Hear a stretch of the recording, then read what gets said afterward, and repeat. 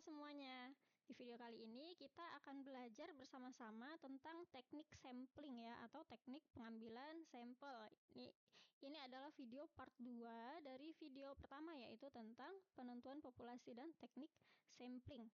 Oke, teknik sampling itu apa? Teknik sampling ini adalah teknik pengambilan sampel. Ketika kita mau ambil sampel dari populasi ya, bagaimana sih caranya? Nah, itu disebut dengan teknik sampling.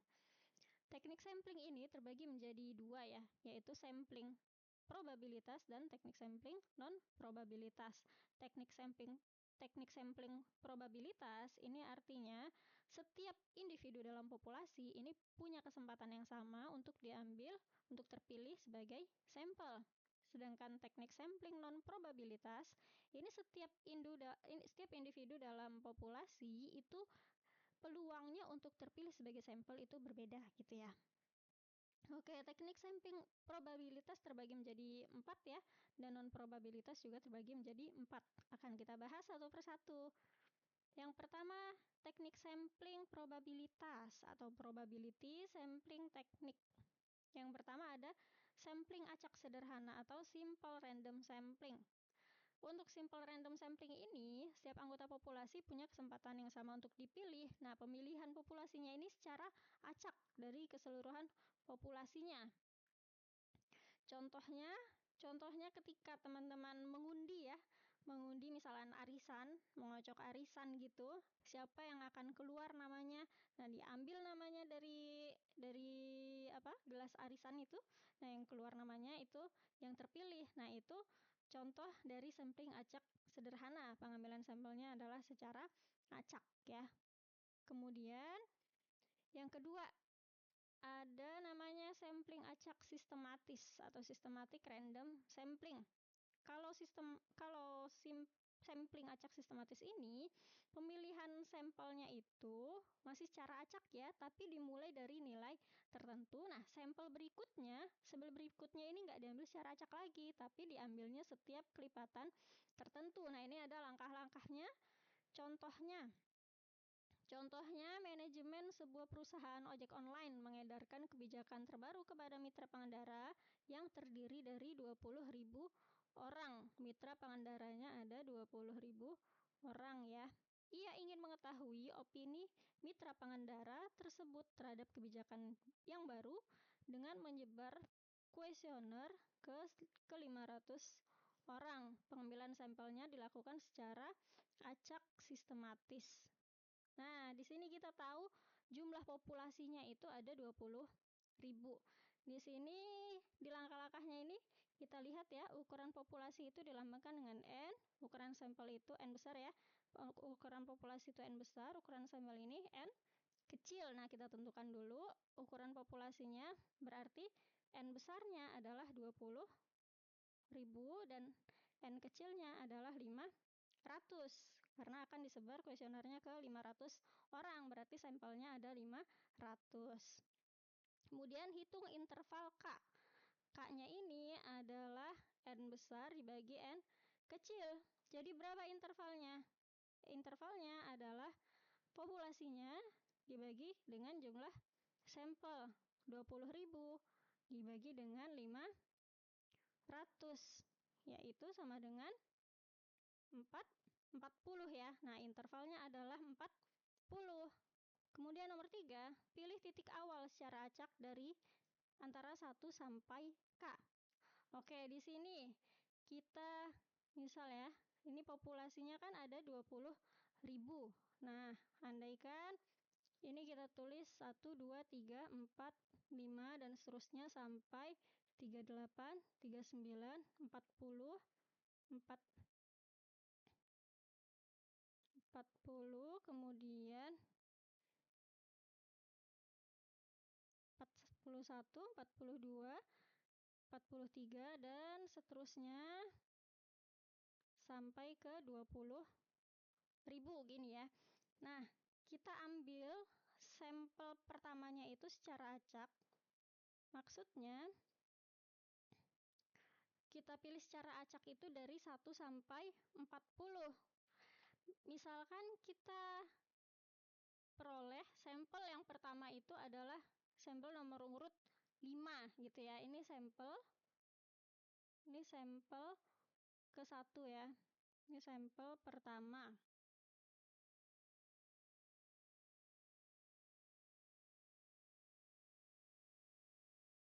Ini sampel pertama.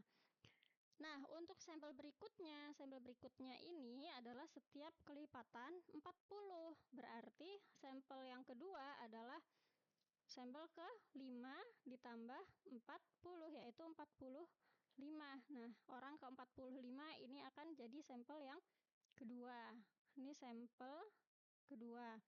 Sampel yang ketiga adalah orang ke-45 ditambah 40. Orang ke-85 ya. Ini 45 ditambah 40 yaitu intervalnya ya. Nah, ini adalah sampel ke-3.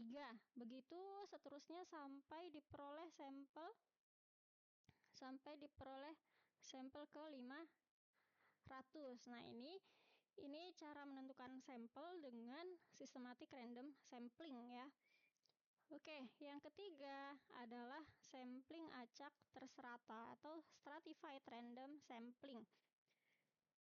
Untuk teknik yang ini, populasi dibagi menjadi subkelompok yang memiliki karakteristik tertentu.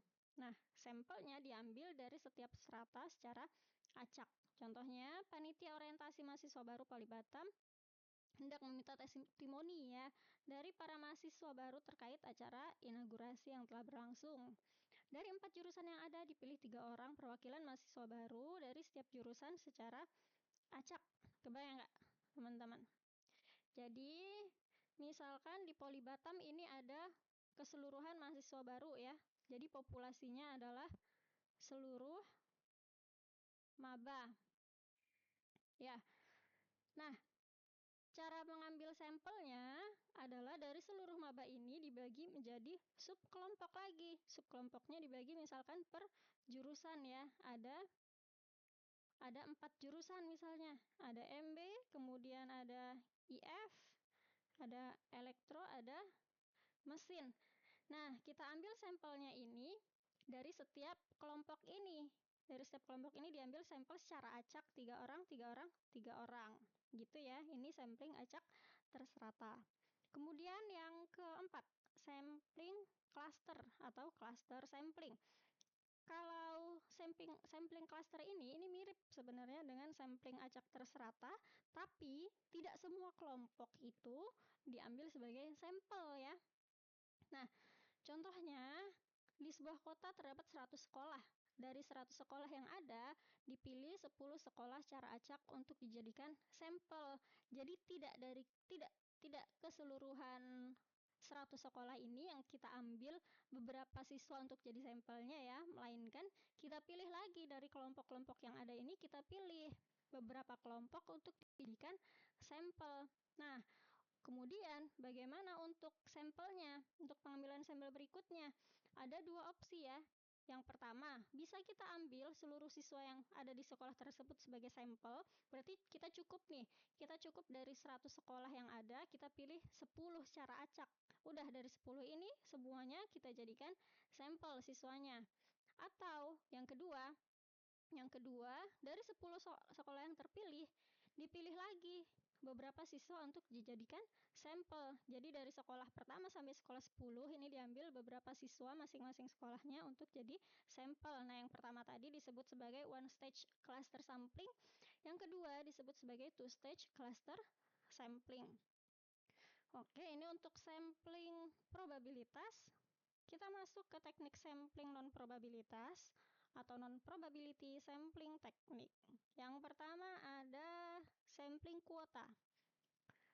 Kalau untuk sampling kuota ini, kita sudah tahu nih populasinya. Nah, kita mau mengambil sampelnya, tapi sampelnya ini kita bagi menjadi beberapa kuota gitu. Misalkan, peneliti ingin meneliti preferensi belanja online dengan 100 responden. Nah, responden atau sampelnya ini ada 100 ya. Tapi kuotanya ini udah ditentukan. Misalkan 50 laki-laki dan 50 perempuan. Ketika kuota untuk laki-laki atau perempuan ini sudah terpenuhi, maka sudah selesai gitu ya. Misalkan kuota laki-laki sudah terpenuhi. Nah, laki-laki yang lain, laki-laki populasi dari anggota populasi yang lain itu tidak bisa masuk sebagai sampel. Gitu juga ya, kalau perempuan, kalau kuotanya sudah memenuhi berarti yang lain tidak bisa dijadikan sebagai sampel. Nah, untuk teknik sampling ini peneliti itu bebas untuk memilih siapa saja sampai kuotanya terpenuhi gitu ya. Ini sampling kuota. Yang kedua ada sampling penilaian atau disebut juga judgment sampling atau purposive sampling. Nah, ini biasanya yang paling sering digunakan dalam penelitian skripsi ini, teman-teman.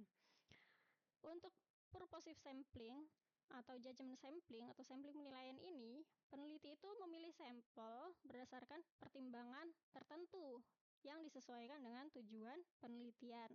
Misalkan, penelitian tentang efektivitas strategi pemasaran oleh UMKM digital. Artinya, populasinya adalah seluruh UMKM digital ya. Nah, di sini peneliti itu hanya memilih UMKM yang sudah aktif berjualan online minimal 2 tahun karena dianggap lebih berpengalaman. Oke, dari keseluruhan populasi UMKM digital ini yang dipilih sebagai sampel hanya UMKM yang sudah aktif berjualan online minimal 2 tahun. Nah, ini disebut sebagai purposive sampling atau sampling penilaian atau judgment sampling. Yang ketiga adalah sampling kemudahan. Sampling kemudahan atau convenient sampling. Untuk sampling kemudahan ini, samplingnya itu dilakukan berdasarkan siapa saja yang mudah dijangkau ya. Atau siapa aja yang tersedia lah, siapa aja yang bersedia menjadi responden. Nah, itu yang dijadikan sebagai sampel oleh si peneliti. Misalkan peneliti ingin mengetahui pola konsumsi kopi mahasiswa melalui wawancara. Tapi wawancaranya itu hanya dilakukan pada mahasiswa yang sedang lewat di depan kantin ya, supaya mudah. Jadi cari aja lah mahasiswa yang lewat di depan kantin. Kita nggak cari mahasiswa di tempat lain gitu, yang cukup yang lewat di depan kantin aja, itu yang dijadikan sebagai sampel ya, mana yang mudah aja gitu. Nah, itu adalah sampling kemudahan. Atau survei kepuasan pelanggan toko nih ya, pelanggan toko dengan menyebarkan kuesioner tapi hanya kepada pelanggan yang kebetulan datang ke toko pada hari tertentu saja. Jadi yang mudah-mudah aja gitu. Ini sampling kemudahan. Nah, untuk sampling kemudahan ini memang mudah ya untuk mengambil sampelnya, tapi terkadang untuk sampling kemudahan ini sampel yang diambil itu kurang representatif gitu ya, kurang merepresentasikan dari keseluruhan populasinya karena yang dipilih hanya yang mudah aja gitu. Oke, yang keempat adalah sampling bola salju atau snowball sampling. Nah, kalau sampling bola salju ini, responden pertama itu yang dipilih itu akan merekomendasikan responden berikutnya. Responden pertama ini kita sudah tahu kriterianya seperti apa gitu ya. Ini tidak acak ya, teman-teman. Tidak acak. Jadi kita pilih responden pertama. Nah, untuk cari responden berikutnya, kita tanya ke responden pertama. Rekomendasinya itu siapa gitu. Nah, responden berikutnya itu bisa merekomendasikan orang lain lagi. Contohnya penelitian tentang komunitas pengguna narkoba. Untuk komunitas pengguna narkoba ini kan biasanya tidak terbuka untuk publik gitu ya, teman-teman ya. Cukup tertutup, hanya yang tahu-tahu saja gitu. Nah, ini bisa kita ambil sampel menggunakan sampling bola salju. Jadi dari mulut ke mulut lah gitu ya untuk sampling bola salju ini. Oke, sampai di sini materi pembahasan tentang teknik sampling. Semoga video ini bermanfaat. Sampai jumpa.